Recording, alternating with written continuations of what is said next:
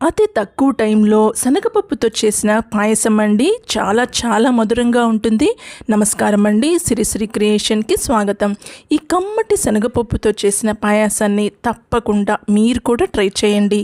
ముందుగా ఈ పాయసం తయారు చేయడానికి పచ్చిశనగపప్పును తీసుకోవాలి. నేను 1 కప్ పచ్చిశనగపప్పును తీసుకున్నాను. తరువాత ఈ శనగపప్పుని కడుక్కోవాలి. నీళ్లు పోసి ఇందులో 2-3 సార్లు శుభ్రంగా కడిగిన తర్వాత ఇందులో నేను మళ్ళా నీళ్లు పోస్తున్నాను ఉడకపెట్టడానికి. 1 కప్ పచ్చిశనగపప్పుకి 2 కప్పుల నీళ్లు పోసుకోవాలి. తరువాత ఈ కుక్కర్ మీద ఉన్న మూతతో క్లోజ్ చేసేసి విజిల్ పెట్టేసి మీడియం ఫ్లేమ్లో 3 విజిల్స్ వచ్చేంత వరకు ఉంచాలి.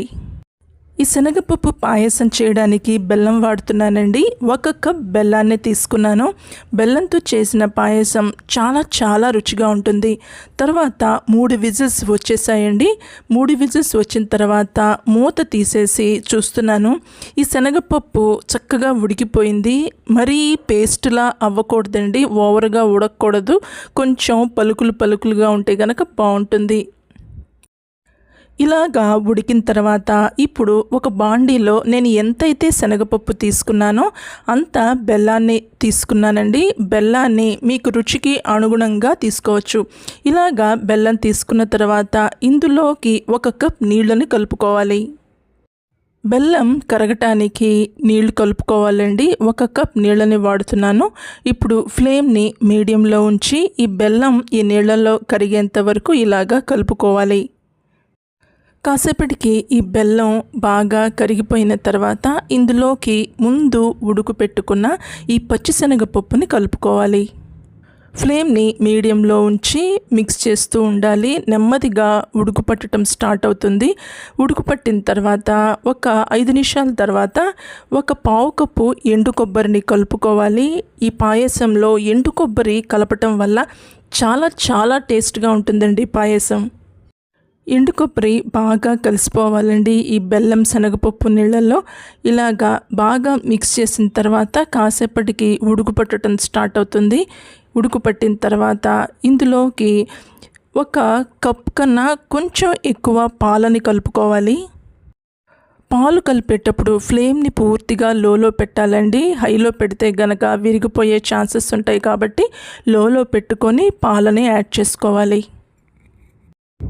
పాలు కలిపిన తర్వాత ఒక 3 నుంచి 5 నిమిషాల పాటు ఉడకపెట్టుకుంటే చాలు.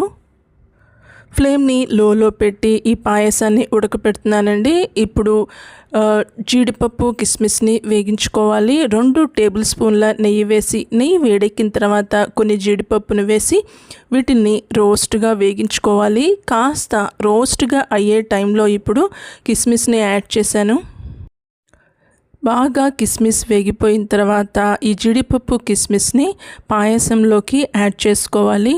పాయసం ఫ్లేమ్ ఆఫ్ చేసేసానండి. జీడిపప్పుని యాడ్ చేసుకునేటప్పుడు ఫ్లేమ్ ఆఫ్ చేసిన తర్వాతే ఈ జీడిపప్పు కిస్మిస్ని యాడ్ చేసుకుంటే గనక మంచిది, పాలు విరిగిపోవు.